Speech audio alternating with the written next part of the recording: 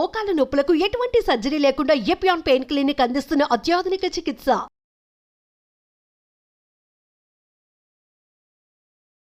అదే అంటా ఉంటుంది జనాలతో. ఆదర్శ దంపతులు అని పెద్దగా వేసి ఫ్లెక్సీలు కట్టింటారు కదా చాలా దగ్గరలంతా. మేడ్ ఫర్ ఈచ్ అదర్ అని ఎన్నెందో పెద్ద స్లోగన్లు పెద్ద పెద్ద ఫంక్షన్లన్నీ చేస్తారు. ఇట్లా ఫంక్షన్ హాల్ తీసుకొని భార్యకో భర్తకో పెరాలసిస్ వస్తే కరెక్ట్గా తెలుస్తుంది ఎవరికి ఆదర్శం ఉంది. అప్పుడు చూడండి ఆయన ఎవరు ఆదర్శం చూద్దాం. పెరాలసిస్ రావాలా, వాడి అకౌంట్లో డబ్బు ఉండకూడదు, అప్పుడు ఎవరు ఆదర్శమో చూద్దాం. ఎక్కడుంది ఆదర్శం? ఏముంది? 64 కళలను పోషించినాడు శ్రీకృష్ణదేవరాయలు. అవునా? 64 కళలు అంటే చుట్టుపక్కలంతా అన్ని యుద్ధాలు అందరూ ఫైటింగ్ కదా. ఇప్పుడులాగా పాపం సైనికులు బార్డర్లో ఉంటే మన ఆనందంగా నిద్రపోతాడు అందాడు తినేసి. అట్లా లేదు కదా, అప్పుడు ఎప్పుడూ ఫైటింగ్లే. అట్లాంటప్పుడు కూడా అందరికీ ఆహారం అందరూ సుభిక్షంగా ఉంటే కదా 64 కళ్ళు పేరు కూడా తెలియదు నాకు. 64 కళల్ని పోషించిన దేశం ఇది. అట్లాంటి ఒకే కళ డబ్బులు సంపాదించేది ఒక కళ తప్ప ఇంకేం కళలు లేదు. ఇప్పుడు ఏమైనాయో కళ్ళన్నీ పోయినాయి, మాయమైపోయినాయి.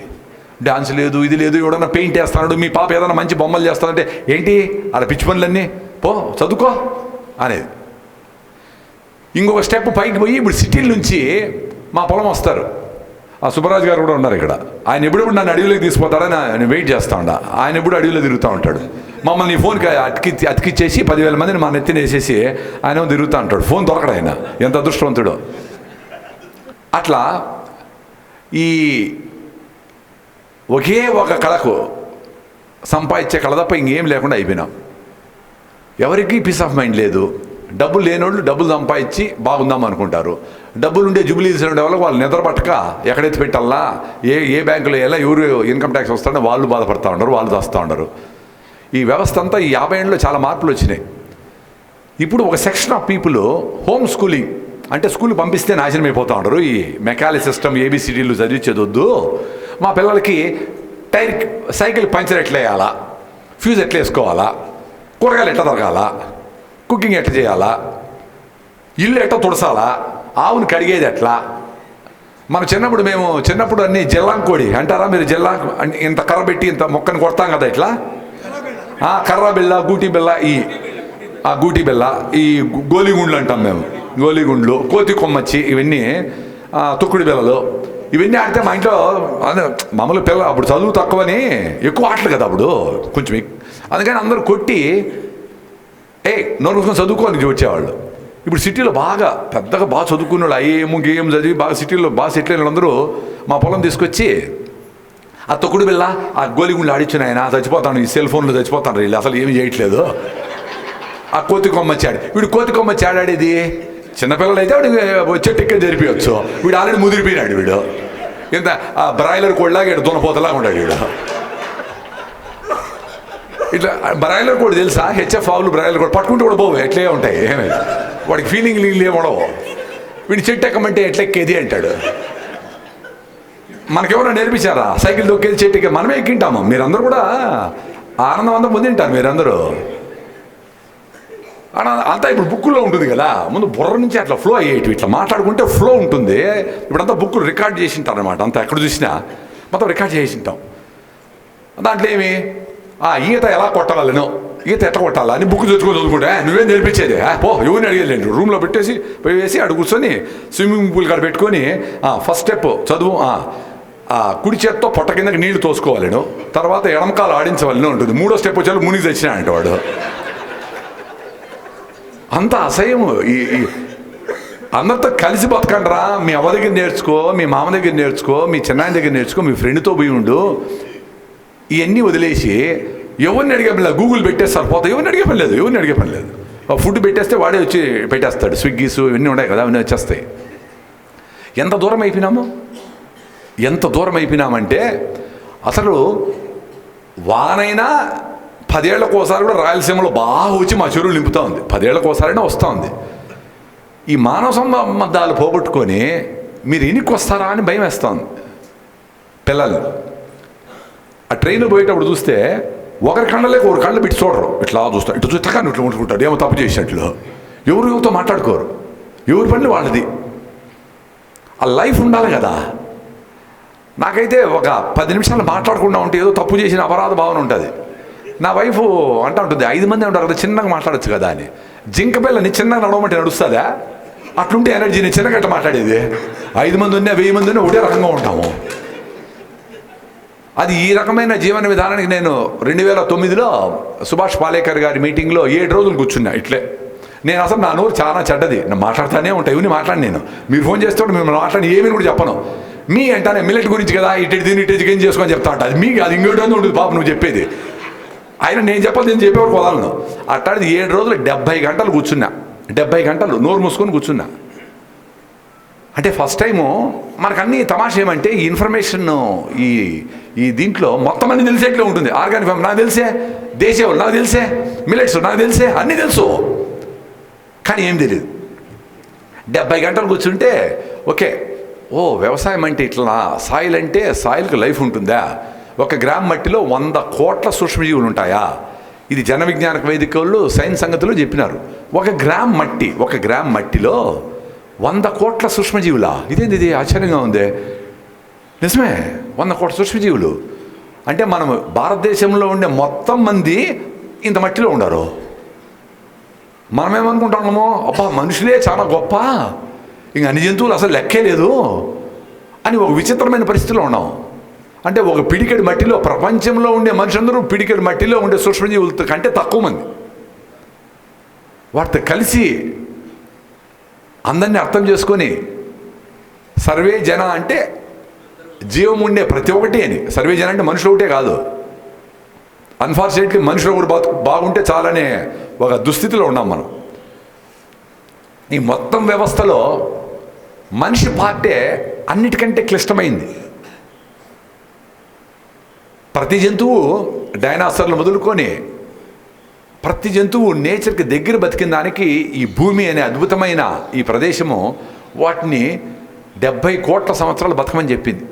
బతుకుపోండి, డైనాసర్లు ఎప్పుడో కదా, అవి ఎప్పుడో బయట నుంచి ఈ శల్కలు ఉల్కాపాతం వచ్చి పడి అవి చనిపోయినాయి అని అంటారు. అది వచ్చి అంత పెద్ద డ్యామేజ్ జరగనంత వరకు ఈ నేచర్ వాటికి ఫుడ్ని పెట్టింది, హ్యాపీగా గాలి నీళ్ళని ప్రొవైడ్ చేసింది. మనము ఈ రకంగా హోమో ఎరెక్టస్ అని మనం స్ట్రైట్గా నిలబడి డార్విన్ సిద్ధాంతం ప్రకారం మనము ఇట్లా వచ్చినాం పరిణామ క్రమంలో అనుకుంటే, మనం ఇలా వచ్చి 2 lakh years అయింది అంతే, 2 లక్షల సంవత్సరాలే. మన పెద్దవాళ్ళందరూ ముందర చెట్ల మీద ఉన్నారు, ఇండ్లు లేవు. ఈ 2 లక్షల సంవత్సరాల్లో మనం సాధించిన ప్రగతి ఏమంటే 3 భాగాల్లో 2 భాగాల అడవిని నాశనం చేసినాము, మొత్తము నీటి వ్యవస్థని, నదుల్ని, చెరువుల్ని అన్ని నాశనం చేసినాము. ప్రతిరోజు 18 జంతువులు జీవజాలము ఎక్స్టింక్ట్ అంటే ఎప్పుడు కనుమరుగైపోయేట్లుగా చేసినాము. ఇది మనము సాధించిన ప్రగతి ఇది. ఇంకా మనము నెక్స్ట్ 50 yearsలో మనకు ఆహారము ఎట్లా అని పెద్ద డిబేట్ జరుగుతోంది. మనం ఎట్లా బతకాలా, ఇంత పొల్యూషన్ ఉంది. ఇన్ని రోజులు మాట్లాడలేదు, కానీ ఇప్పుడు అంటూ ఉండరు, గాలి గురించి మాట్లాడుతూ ఉంటారు. ఇప్పుడు అందరూ తెలుసా, ఆహారం గురించి కాదు, ఇప్పుడు గాలి గురించి మాట్లాడుతూ ఉండరు. ఎందుకంటే ఫుడ్ని కార్పొరేటైజ్ చేసేస్తారు. అంటే ఫుడ్ ఏమంటే మా పిజ్జాలు, మా బర్గర్లు, మా పాస్తాలు, కుర్కురేలు, లేసులు, ఈ ఎన్ని చెత్త అంతా ఉన్నాయి కదా, ఈ మంచి ఫుడ్ అని వెనకాల ఒక చిన్న బాక్స్ కట్టింటారు, క్యాలరీస్ 0, కార్బోహైడ్రేట్స్ ఇది అది అని. చూడు వాడు బాక్స్లో కరెక్ట్గా వీడి చదివే చెత్త, దాన్ని మళ్ళీ దీని మీద ఇది ఒక చెత్త, ఈ మాయలో పెట్టేసి ఫుడ్ని కార్పొరేటైజ్ చేసి జబ్బులన్నీ తెప్పించినారు. ఈ ఫుడ్ కంపెనీ వానికే ఆ జబ్బుల కంపెనీలో కూడా షేర్లు ఉంటాయి. మళ్ళీ నీకు జబ్బు వచ్చినాక నీకు వాడి ఇన్సులిన్ మాత్రలో కూడా వాడికి భాగము. అది అయిపోయినాక లాస్ట్లో క్రిమేషన్ కూడా వాళ్ళే కడుతుంటారు, బాగా నీట్గా అట్లా క్రిమేట్ చేయాలి అని. మొత్తం అంతా కార్పొరేట్ అనమాట. నీళ్ళని మీకు కాకుండా చేశారు. ప్రతి నదిలోనే నీళ్ళు తాగేవాళ్ళం ముందు, ఇప్పుడు నదులంతా డ్రైనేజ్ చేసేసారు, నదులంతా చెత్త చేసేసినారు. సో మొత్తం బాటల్లో నీళ్లు రావాలి. అట్లా ఆ బాటలన్నీ ఒక పెళ్లికి 3000-4000 బాటలు పోయి పడతాయి. నేను ఈ లోపల మీటింగ్లో చెప్తున్నా, పెళ్ళిళ్ళు చేసుకుంటారు కదమ్మా, నో గిఫ్ట్స్ అని రాస్తారు, బహుమతులు స్వీకరించబడవు అని రాస్తారు. కిందనే మీ నీళ్ళ బాటలు మీరు తెచ్చుకోండి అని రాయండి, ఆ పెళ్ళికి నేను వస్తానని చెప్పాను. ఎందుకు తెచ్చుకోకూడదు? మంచిగా స్టీల్ బాటలు తెచ్చుకోండి, మీ ఇంట్లో మీరు స్టీల్ బాటిల్ పెట్టుకొని తెచ్చుకొని నీళ్ళు తాగండి. ఇన్ని నగలు మోసుకొని వస్తారు, ఇంత డ్రెస్సులు వేసుకొస్తారు, ఏమేమో కష్టపడి వస్తారు కదా పెళ్ళికి 2-3 గంటలు.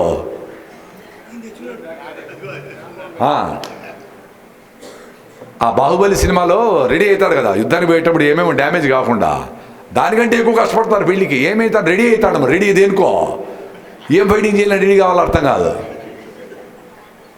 ఏదో పోయినా నీళ్ళు మొగంతో కడుక్కుంటే ఆ బయట ఉంటే ఫ్రెష్గా స్కిన్ బ్రీత్ చేస్తే అది లైఫ్ అంతే. దానికి ఆ ఫౌండేషన్లు క్రీములు ఏంటేంటో ఎక్కిస్తారు, ఎక్కించి చర్మానికి ఊపిరాడకుండా చేసి మళ్ళీ ఎక్కువ నవ్వితే అప్పుడు ఊడిపోతాయి కదా, నవ్వరు అట్లే ఉంటారనమాట. ఏంటమ్మా బాగున్నావా అని మాట్లాడతారు అంతే. ఎక్కువ నవ్వితే ఊడిపోతాయి, అన్నీ నగలు ఊడిపోతాయి, ఇవి ఊడిపోతాయి. ఎందుకు అంత శ్రమ? మన స్కిన్ కలర్ ఏదో అది ఉంది పోలే. అందరూ సైన్స్ చదివిన వాళ్ళే మళ్ళా కరెక్ట్గా సైన్స్కి అగెనిస్ట్గా పనిచేస్తూ ఉండరు. నీ స్కిన్లో 600 హోల్స్ ఉంటాయి, 600 నుంచి 630 హోల్స్ ఉంటాయి. సెబమ్ అని ఒక ఆ లిక్విడ్ని రిలీజ్ చేస్తూ ఉంటే అది నీకు natural protection, natural cold cream అది. దాన్ని అన్నీ లాగేసేసేసి అవన్నీ ఎక్కించుకుంటాం. అన్ని సైన్స్కి అగెనిస్ట్ చేస్తాం. స్కిన్ ప్రాబ్లం వచ్చింది అని మందులన్నీ వాడతాం, స్టెరాయిడ్లు. ఆ స్టెరాయిడ్లన్నీ లోపల స్కిన్లో నుంచి బాడీలోకి పోయి ట్యాబ్లెట్ రూపంలో పోయి మీ ఇమ్యూనిటీని డౌన్ చేస్తుంది. అంటే మీకు జబ్బును తట్టుకునే గుణాన్ని లేకుండా చేస్తాను. డాక్టర్ గారు కూడా ఉన్నారు ఇక్కడ. నేను చెప్పేయడం తప్పు అయితే మళ్ళీ చెప్పండి సార్. ఇమ్యూనిటీ అంతా డౌన్ అయిపోతుంది. ఇంకా ఆనందం అనమాట. ఒక వారం పడింది అనుకో, సర్పయాగం చేస్తే సర్పాలు పడినట్టు వచ్చి పడతారు. ఒక వారం పడితే సార్ సీజన్ వచ్చింది అంటారు డాక్టర్లు. సార్ సీజన్ వచ్చిందంటే ఏమి డమడమడమా అని మందులన్నీ ఆర్డర్ అనమాట. టన్నులు లారీలు వస్తూ ఉంటాయి. అంటే మీకు జబ్బు ఇప్పుడు వచ్చేది వాళ్ళకి ముందుగా తెలిసిపోతుంది. వర్షాకాలం వస్తుందంటే సీజన్ అని. అంటే ఒక్క వర్షానికే నువ్వు తట్టుకోలేకపోతే నువ్వు ఏం బతుకుతావు? నువ్వు ఏళ్ళు ఉంటావా? 7 కోట్ల సంవత్సరాలు 70 కోట్ల సంవత్సరాలు బతికే ఛాన్స్ ఉంది ఆ మనిషికి. ఎక్స్టెంట్ అయిపోకుండా ఎట్లుంటాడు? ఈ విచిత్రమైన ఒక పరిస్థితుల్లో బతుకుతాడు. ఈ క్రీములన్నీ అయిపోయినాక మళ్ళీ డ్రై స్కిన్ ప్రాబ్లమ్స్ అన్నీ వస్తాయి, స్కిన్ జబ్బులన్నీ. అంటే ఈ మందులతో ఏం పోవు, జబ్బులు పోవు నాకు తెలుసు. మళ్ళా మంతెన గారి ఆశ్రమంకో లేదంటే నేచర్ క్యూర్ సెంటర్కి పోతే అక్కడ రా నాయన అని చెప్పి నీకు ట్రీట్మెంట్ ఉందని చెప్పి ఆడ మట్టి పూస్తారు. అరే మట్టి పూస్తాడు వెంటనే ఇన్ని రోజులు మేము ముట్టుకోలేదు, మట్టిలోనే ఉంది నాయన మొత్తం అంతా సర్వస్వము. ఆ మట్టిలో చిన్నప్పటి నుంచి ఆడితే నీకేం జబ్బులు రావు. నీ బాడీ మీద ఉండే బ్యాక్టీరియా, నీ పొట్ట లోపల ఉండే బ్యాక్టీరియా, బయట ఉండే బ్యాక్టీరియా 98% ఒకటే. దాంతో పాటి బతికితే ఏ జబ్బులు రావు. నీకు జరిగే డ్యామేజ్ అంతా నువ్వు బ్యాక్టీరియా నుంచి దూరం అయిపోతున్నావు కాబట్టి జరుగుతూ ఉంది. మీ బాడీలో 12 ట్రిలియన్ల సెల్స్ ఉంటే బాడీ సెల్స్ దానికి 10 ఎక్కువ. అంటే 1200 ట్రిలియన్ మైక్రోబ్స్ మీ శరీరంలో ఉన్నాయి.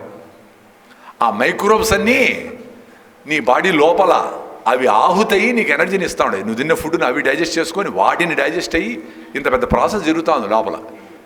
సో మీరు ఆరోగ్యంగా ఉండాలంటే ఏం చేయాలా? నేచర్ ఫ్రెండ్లీగా ఇక్కడ ఉండే అరటిపండ్లు, సీతాఫలంకాయలు, జామకాయలు, ఇక్కడ ఉండే ఫ్రూట్స్, ఇక్కడ ఉండే ఆకుకూరలు, ఇక్కడ మీ పెద్దోళ్ళు ఎప్పుడు 50 ఏళ్ళ ముందర కాదు 70, 80, 100 సంవత్సరాల ముందర ఏం తింటా ఉంటారో ఆ ఆహారాన్ని తిని ఏట్లో ఉండే మంచినీళ్ళు. అంటే ఇప్పుడు ఎట్ల నీళ్ళు తాగితే పోతాము, ఇప్పుడు ఎట్ల నీళ్ళు కాదు, కొంచెం ముందర అంటే నిజంగానే ఆ నదుల్ని నీట్గా పెట్టుకుంటే ఆ నీళ్లు తాగి చెట్ల దగ్గర ఉండే గాలి పీల్చుకుంటే మీరు ఆరోగ్యంగా ఉంటారు. అంత సింపుల్. అవును, అంత సింపులే. ఇంకేం మీరు శ్రమ పడనక్కరే లేదు. ఈ 3 చేస్తే చాలు. ఒక ఆయన చాలా పొరపాట్లు చేసి జీవితంలో ఒక స్వామి దగ్గర పోయి, స్వామి నేను 100 ఎకరాలు అడవి పెంచాలనుకుంటాను, ఏం చేయమంటారో అని సజెషన్ అడిగినా అంట. నాయన ఎక్కడ అడవి పెంచాలనుకుంటాడో నువ్వు అక్కడ అడుగు పెట్టద్దు, అడవి అదే తయారవుతుంది అన్నాడంట. ఇప్పుడు మీరు ఆరోగ్యంగా ఉండాలంటే ఏం చేయాలంటే మీరు ఏం చేయకుండా ఉండాలా. మీరు గమ్మునుంటే ఆరోగ్యం వస్తుంది. ఏమ్మా మీరు గమ్మున ఉండాలా. ఏం గమ్మున ఉండాలా? పొద్దున్నే టూత్పేస్ట్ చేస్తారు కదా, అది వాడకూడదు. ఆ టూత్పేస్ట్ ఒక దరిద్రము. దాని ద్వారా బ్రష్ చేసుకునేవా, రా నూడిల్స్ తిందువు, ఇదో దరిద్రం అదో దరిద్రము. వీడికి ఆరోగ్యం బాగుండాలని దేవుడిని కోరుకునే. దేవుడు ఏం చేస్తాడు? నువ్వు చేసేంత దరిద్రం పనులు దేవుడు ఎట్లా నీ నీ నీ ఆరోగ్యాన్ని ఇస్తాడు? సో దాంట్లో వచ్చి ఆ నొరగలో ఉండే SLES, సోడియం లారైల్ లీథైల్ సల్ఫేట్ అనేది మొత్తం నీ బ్యాక్టీరియా అంతా నాశనం చేసి 3 to 4 అవర్స్ నీకు రెసిస్టెన్స్ను పోగొడుతుంది. ఫస్ట్ జబ్బులు వచ్చేది గాలి నుంచి, లంగ్స్ నుంచి ఫస్ట్ ఎంట్రీ జబ్బులు మీకు వచ్చేదానికి ముఖ్యమైన కారణాల్లో ఒకటి ఆ గాలిలో వచ్చేసింది. అబ్బా వైరస్ బ్యాక్టీరియా అంటారు కదా, అట్లా వస్తాయి ఈజీగా పోయేదానికి గాలిలో వచ్చేది. నెక్స్ట్ నీ నోట్లో నుంచి ముక్కులో నుంచి పోయే బ్యాక్టీరియా. సో దానికి రెసిస్టెన్స్ ఫస్ట్ పోతుంది మీరు టూత్పేస్ట్ వాడితే. నాకు కూడా తెలీదు, చాలా రోజులు డాక్టర్ దగ్గరికి పోయి డెంటిస్ట్ పనులను చేసుకున్నాను సార్. ఇప్పుడు హాయిగా టూత్పేస్ట్ నిలిపేసి హ్యాపీగా ఉండాలి. ఇంత సింపుల్ థింగ్స్ మన జీవితంలో మనకు అనుభవం అయితే అదే మహానుభావుడు అనేది. మహానుభావుడు అంటే ఎవడో టకాని పైనుంచి ఇటు రాడు. అనుభవం మీరు పొందండి. మేము ఇప్పుడు సిరిధాన్యాలు అని చెప్తున్నాము. డాక్టర్ ఖాదర్ గారు మీరందరూ తెలిసే ఉంటుంది, యూట్యూబ్లో చాలామంది చూసింటారు. ఆయన చిన్న కుటుంబంలో ప్రొద్దుటూరులో పుట్టి ఇండియన్ ఇన్స్టిట్యూట్ ఆఫ్ సైన్స్ అంటే పెద్ద టాటా ఇన్స్టిట్యూట్ అంటాం బెంగళూరులో, పెద్ద ఇన్స్టిట్యూషన్ అది. అక్కడ పిహెచ్డి చేసి అమెరికాలో 10 ఏళ్ళు పోస్ట్ డాక్టరల్ చేసి, అరే ఇంత వ్యవస్థ ఈ మొత్తం మానవ కులాన్నంతా ఒక విచిత్రమైన పరిస్థితికి నెట్టేస్తూ ఉంది ఈ కార్పొరేట్ వరల్డ్ అనే ఒక బాధతో ఎన్నిక వచ్చేసి ఆయన 20 ఏళ్ళుగా చిన్నగా మోటార్ సైకిల్లో తిరిగి చిన్న చిన్న పల్లెల్లో ఏ ఆహార ధాన్యం తింటే బాగుంది, దాని సైంటిఫిక్ ఎవిడెన్స్ ఏమి అనే విషయాలు అందరికీ చెప్పుకుంటా 20 ఏళ్ళు పట్టింది ఆయనకు. ఈ రకంగా అందరికీ మీకు ఆ సిరిధాన్యాల మీద, ఆ మిల్లెట్స్ మీద గౌరవాన్ని కలిగించడానికి ఇన్నేళ్ళు పట్టింది. మాకైతే రాయలసీమలో ఈ కొరలు సామలు బండి ఏరియాలో అదేంటది పనులు తినే ఫుడ్ మీరేం తినేది అని చెప్పి ఈ తెల్ల బియ్యము పెడితే చాలా గౌరవం అని మొన్నటి వరకు. సో అందరికీ తెల్ల బియ్యము అన్నం అలవాటు చేసాము. మొత్తం అందరూ పనిచేసే వాళ్ళు కూడా అందరూ తెల్ల బియ్యం తిన్నారు. అందరికీ షుగర్లు వచ్చినాయి, అందరికీ థైరాయిడ్లు వచ్చినాయి, అందరికీ క్యాన్సర్లు వచ్చినాయి. ఇప్పుడు మీలాగా కొంచెం చదువుకునే వాళ్ళందరూ డబ్బులు ఎక్కువైనా పర్లేదని మీరేమో కొర్రల వైపు జంప్ అయిపోయినారు, వాడేమో రైస్లో మిగిలిపోయినాడు, వాడు రాలేడు. వీడిని అక్కడ పంపించి మీరే పెట్టి తట్టుకునేసారు. వాడు తెచ్చినాడు, ఎందుకంటే 100 రూపాయలు 200 అవి వాడు కొనలేడు. వాడు 2 రూపాయలు బియ్యం ఇస్తాడు కదా, అవే తింటాడు. తిన్నా పోయినా దేవుడు ఎట్లా పెట్టినా, దేవుడు ఏం పెట్టాడు, దేవుడు తిన్నా వైట్ రైస్ తింటే దేవునికి కూడా థైరాయిడ్ వస్తుంది, దేవునికి కూడా షుగర్ వస్తుంది, దేవునికి కూడా బీపీ వస్తుంది గ్యారెంటీగా. ఎందుకంటే దేవుడు ఇక్కడ పుట్టినాడంటే మానవ మాత్రమే కాబట్టి మానవుని ధర్మాన్ని నిర్వర్తించాల్సింది ఎవరైనా. ఈ మిల్లెట్స్కి ఉండే ప్రాధాన్యము కొన్ని థౌజండ్స్ ఆఫ్ ఇయర్స్ నుంచి హిస్టరీలో చూసుకుంటూ వస్తే, వకుళమాత వెంకటేశ్వర స్వామికి దెబ్బ తగిలితే సామ అన్నంతో భోజనం చేసి పెట్టిందని, శకుంతల దుష్యంతుడు తలంబ్రాలుగా దుష్యంతుడు కొర్రలు ఆమె తలంబ్రాలుగా పోసినాడని, ఊదలతో గంజి చేసి శివాజీ గారు మహారాష్ట్రలో ఆ సైనికులకు అందరికీ ఊదలు గంజి పోసి దెబ్బలు మానేదానికి చేసినాడని ఇది హిస్టరీలో ఉన్నాయి. దాన్ని ఇంకొంచెం సైన్స్ను జోడించి పీచు పదార్థం ఎక్కువ ఉండే ఈ ధాన్యాలకి ఖాదర్ గారు సిరిధాన్యాలు అని పేరు పెట్టి, ఆయన ఒక ఎన్నిక వచ్చిన అమెరికా నుంచి రిటర్న్ వచ్చినాక CFTRI అనే ఒక సంస్థ ఉంది మైసూర్లో, central food technological research institute అని, అది గవర్నమెంట్ ఆఫ్ ఇండియాలో పెద్ద ఇన్స్టిట్యూట్. అక్కడ చేరి దీని మీద రీసెర్చ్ చేద్దాము, అసలు ఎందుకు ఏ జబ్బులు ఎందుకు వస్తూ ఉన్నాయి, ఎట్లా దాని నుంచి బయటపడవచ్చు అనే ఒక స్టడీలో హోమియోపతి మీద స్టడీ చేసినాడు ఆయన. హోమియోపతి బుక్స్ అన్ని చదివినాడు. చదివి కొన్ని రకాల ప్రయోగాలు ఆయన శరీరం మీదనే చేసుకున్నాడు. అది పూర్తి నమ్మకం వచ్చినాక మంది ఇస్తూ ఉన్నాడు. భుజం నొప్పి, అసిడిటీ, కళ్ళు మంట, ఏదో నొప్పి ఇచ్చి తగ్గింది. మళ్ళీ 2 నెలల తర్వాత మళ్ళీ వచ్చింది, ఇంకో జబ్బు ఇంకో రకంగా, లేదా అదే మళ్ళీ రిటర్న్ వస్తున్నాడు. సో మనుషులు పోతా ఉంటారు వస్తారు. చూడండి, మీరు డాక్టర్ దగ్గర కూడా చూడండి, 10 రోజులు మీరు హాస్పిటల్లో ఉంటారు. డిశ్చార్జ్ వెళ్ళేటప్పుడు సార్ మళ్ళీ ఎప్పుడు రావాలి సార్ అంటాం. అంటే మీకే డ్యామ్ షూర్ అన్నమాట, మళ్ళీ వస్తావు అడిగి బోడి పెట్టాను అని గురించి. చూడండి 1 నెల వాడండి అంటే వాడిన తర్వాత మళ్ళీ రావాల్సిందే. అట్లా 30 ఏళ్ళు థైరాయిడ్కి మందు తినాల్సిందే చచ్చే వరకు. ఆ శ్రద్ధాంజలిని వస్తుంది ఊరు బయట ఒకటి బోర్డు పెడతాం కదా శ్రద్ధాంజలిని, అంతవరకు వాడాల్సిందే మాత్రలు కంటిన్యూ అన్నమాట. ఇద్దరికి డ్యామ్ షూర్. ఇద్దరికి ఒక పేషెంట్కి డాక్టర్కి, ఒక భక్తునికి భగవంతునికి ఒక అనుసంధానం ఉంటుంది. అంబిక అగరబత్తిలాగా అట్లా ఒక అనుసంధానం ఉంటుంది అన్నమాట. చూడండి, మా ఫ్యామిలీ డాక్టర్ అంట. ఒరే మంచి డాక్టర్ అంటే, అమ్మ నువ్వు రాకుండా ఉండాలంటే నువ్వు పొద్దున్నే బాగా ఎండకు నడిచి మిలిటరీ రాంబాబు దగ్గర 4 వంటలు నేర్చుకొని ఇంట్లో తినేసి మంచి చెట్ట దగ్గర ఉండి గాలి పీల్చుకుంటే నువ్వు వచ్చే పని లేదమ్మా అని చెప్పాలి. కానీ మళ్ళీ ఎప్పుడు రావాలని అడిగేది చెవులో, ఎప్పుడు రావాలి సార్ అంటే ఆయన 1 నెల తర్వాత, నెల కాదు 20 రోజులకే వస్తాడు. అడిగిపోతాడు. ఈ వ్యవస్థ నుంచి నేను 30 ఏళ్ళ బాధ, అసిడిటీ, అల్సరు, రకరకాలు ఉన్నాయి నాకు కూడా సమస్యలన్నీ. మా మేనకోడలు 2 డాక్టర్లు, MD ఒక ఆమె. ఎట్లన్నా చేసి నాకు మాత్రలు లేదని చూస్తాడు 9 ఏళ్ళ నుంచి. నేను ఎట్లా తప్పించుకొని తిరుగుతా ఉన్నా మాత్రలు లేకుండా. తమాషా ఏం తెలుసా, నేచర్కి అనుసంధానం అయితే అట్లే హక్ చేసుకుంటుంది మిమ్మల్ని. మాకైతే ఎంత కాన్ఫిడెన్స్ అంటే, అదేదో సినిమాలు చెప్తాడు, ఆ విలన్లందరినీ రే రాండ్రా నేను మెంటల్ రాండ్రా నా మీదకి, అట్లా జబ్బులు రాండి చూద్దాం అనిపిస్తూ ఉంది. ఇప్పుడు ఈ ఏజ్లో రెసిస్టెన్స్ అట్లుంది, మీ పిల్లలకి రెసిస్టెన్స్ లేదు. ఎంత అన్యాయం! 15 ఏళ్ళ పిల్లలు 8, 7, 6 హిమోగ్లోబిన్ హెచ్బి, అంటే కళ్ళు చూసి తెల్లగా పాలిపోయి ఉంటారు, వీక్గా ఉంటారు, ఎప్పుడు సోలిపోయి ఉంటారు. టీచర్లు అట్లే ఉండాలి, టీచర్ కూడా అట్లే ఉండరు, ఇది అట్లే ఉండరు, అందరూ అట్లే ఉండరు, వ్యవస్థ అంతా అట్లే ఉంది. వాళ్ళు 6, 7 హిమోగ్లోబిన్ ఉంటే వాళ్ళు జబ్బులు రాకుండా ఏమవుతాయమ్మా? డేంజరస్ సిచ్యుయేషన్ ఇది చాలా. నాకు 2009 నుంచి ఎందుకు అవుతా ఉన్నాయని నేను అబ్జర్వ్ చేసుకుంటా. ఇడ్లీ, దోశ, పూరి అన్నీ మంచి ఫుడ్డే, మా ఇంట్లో ఫుడ్డే, తింటా ఉంటే కూడా అసిడిటీ అట్లే ఉంది. ఈ సిమిటిడిన్, ర్యాంటిడిన్, ప్యాంటాప్రజోల్, బొమెప్రజోల్, ఎండోస్కోపీ, 3+ ఎరోషన్స్, జలసిల్లు, ఖాయం చూర్ణ, రిఫ్లెక్స్ అన్నీ వాడుతూ ఉంది, అయినా వస్తూనే ఉంది. 2 రోజులు పోతుంది, 2 రోజులు వస్తుంది. ఒకసారి భోజనాన్ని కూర్చొని తినలేకుండా లేచిపోయిన రోజులు ఉన్నాయి, ఎక్కువ అసిడిటీ అయిపోయి. రాగి సంగటి ఎప్పుడు తింటా ఉన్నానో అప్పుడు బాగున్నట్లు 6 అవర్స్ 8 అవర్స్ బాగుంది. అంటే మా రాగి పిండి ఎక్కువ వేసిన రాగి సంగటి తింటే అసిడిటీ కంట్రోల్లో ఉంది అని నేను తెలుసుకోవడానికి నాకు 30 ఏళ్ళు పట్టింది. అంత అజ్ఞాని నేను, మీరేమో నన్ను విజ్ఞాని అనుకుంటా ఉంటారు. ఓహో, 2009 నుంచి ఎప్పుడైతే పొద్దున్నే రాగి సంగటి, చాలామందికి వినింటారు, చేస్తారో తెలియదు కానీ, ఇంత రాగి సంగటి పెట్టుకొని బాగా దేశీ ఆవు పెరుగు వేసుకొని, మీ భాషలో చెప్పాలంటే తొక్కాల వేసి బాగా ఫుల్గా 15 ఇడ్లీల నుంచి 20 ఇడ్లీలు తినాలా. అయితే రాగి మూత 2 రాగి మూత, అది ఫస్ట్ పట్టదో, చిన్నగా తొక్కాల వేసి. ఏ జంతువు అయినా అదే తింటుంది.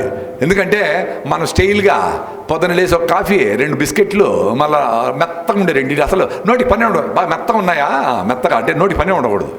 ఇటు తిని మళ్ళీ 2 చెత్త తినేసి, ఈ చిప్స్ గిప్స్ తినేసి మళ్ళీ ఆఫీస్కి వెళ్తారు. అంటే ఫుడ్ కరెక్ట్గా లేదు పొట్టలో. ఏ జంతువు అయినా ఎట్ట తింటుందండి?